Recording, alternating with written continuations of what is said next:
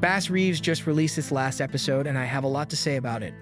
But before getting into the review of the show, let me give you a brief recap on what has happened at the end of Bass Reeves. First of all, Bass finally faced his archenemy. To reach him and determine who Mr. Sundown is, he takes a questionable road and goes after Aesop Pierce's colleagues, questioning them. Once again, we see Bass on the thin line between being a criminal and a man of law. Thankfully, his methods work and he learns the whereabouts of Aesop. When he reaches the place, some rangers let him know that he needs to give his weapons to see Pierce. Bass accepts the rule and sees Pierce, stating that he owes him $50.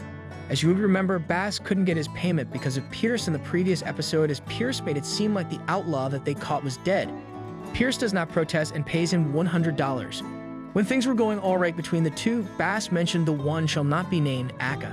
Mr. Sundown, I was wondering when the foreplay would end and the rutting would begin, Pierce said in response. I know he is disgusting. Then he invites Bass over for dinner. During the dinner, Bass sees Jackson Cole outside in a very disturbing condition. When he questions Pierce on the issue, Pierce explains that he holds on to the outlaws that no one will miss. What a horrible human being he is. I truly cannot believe his audacity and malignment. And guess what? All those supposed outlaws are black men. Are we surprised to see that? Of course not. To make them seem dead, he turns in their boots and gets the money for their supposed dead body. And then, as if these were all not enough, he dares to state Bass that he will now join among these men as a property of Pierce. Jesus. Of course, Bass does not disappoint as he signals Billy and Cheryl to come out of their hiding place and attack Pierce. A battle breaks out.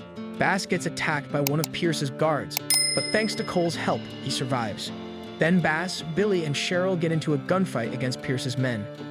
Unfortunately, Cheryl dies. In the meantime, Pierce steals Bass's horse pistol. Bass orders Billy to free the imprisoned men, then goes to save his horse. Bass kills Pierce and takes the money he has stolen from the state this whole time. The next day, Bass leaders the now freed prisoners away from Pierce's house, giving them Pierce's money alongside a gun. Cole, the man who receives the goods from Bass, responds as follows. No one's gonna ever know, but you made history today, Deputy Reeves. In the end, Bass gives Cheryl's star to Billy, telling him he earned it. He also urges Billy to go to Chakotay and marry that girl. I have to admit this was the part that made me happy the most throughout the entire episode, as Billy is my favorite character on the show, and I believe he deserves the best. Then Bass returns home, letting his wife know that he will be staying with them from now on, as his adventures as a deputy marshal ends. I think this was the proper ending for the show, as I feel like the Reeves family members suffered so much from being away from each other. Overall, I really like the ending of Bass Reeves. However, as a show, I have to admit that this was the first show in the Yellowstone universe that I found quite lacking.